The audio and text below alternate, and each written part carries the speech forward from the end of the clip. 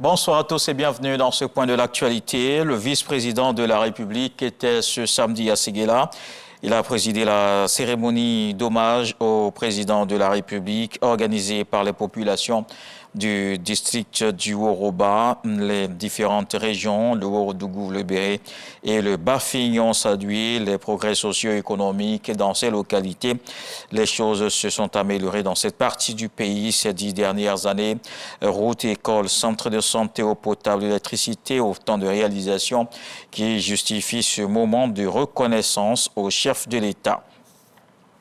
À partir du 22 février, des enquêtes terrain seront lancées par une délégation du Sénat. Elles vont porter sur l'évaluation de la politique de transfert de compétences de l'État aux collectivités territoriales. Le président de la commission d'évaluation des politiques publiques du Sénat a donné l'information à la permanence à Abidjan. Herman Guivet.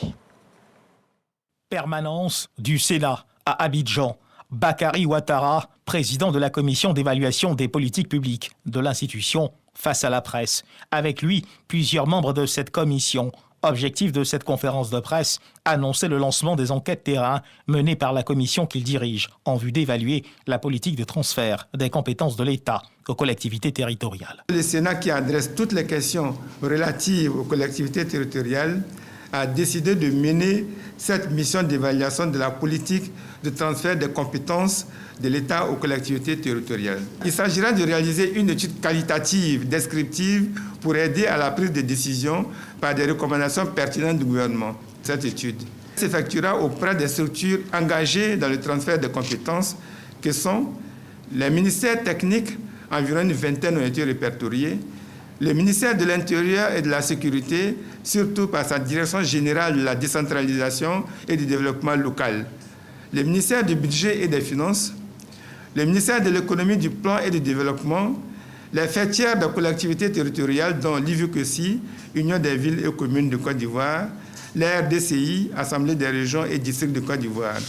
Quelques communes et régions retenues. Il s'agira d'analyser les obstacles qui empêchent le transfert effectif des compétences aux collectivités territoriales. Indiquer les facteurs ayant engendré ces obstacles-là. Et enfin, proposer des solutions pour une application intégrale de cette loi.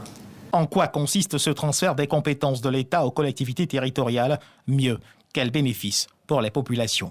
Le transfert de compétences est une chose extraordinaire pour le peuple.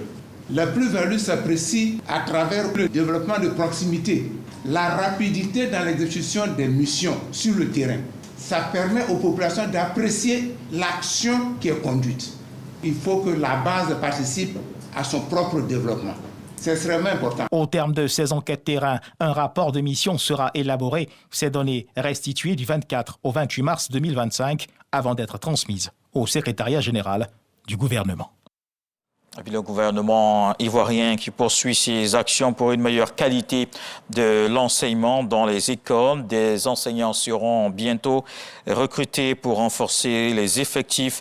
C'est en tournée dans la région du Guémon que la ministre de l'Éducation nationale et de l'alphabétisation, professeur Marietto Koné, a donné l'information. Dès le 1er mars 2025, des tests de sélection seront lancés pour le recrutement de 2855 enseignants contractuels sur l'ensemble du territoire national. Cette mesure va permettre de combler le déficit au niveau du système éducatif.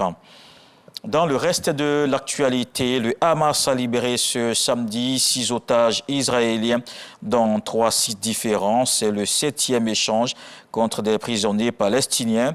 En contrepartie, 602 détenus palestiniens doivent être libérés. La première partie de la libération des otages s'est déroulée à Rafah, plus tôt dans la journée. Les mises en scène à chaque libération d'otages ont été dénoncées par Israël, l'ONU et la Croix-Rouge. Mercredi dernier, le Hamas s'est dit prêt à libérer en une seule fois tous les otages encore retenus à Gaza lors de la deuxième phase de l'accord. Koto, Kanix, Séguéla, Nibilekro et Bondoukou, ces villes qui ont accueilli les coups de la vie tour.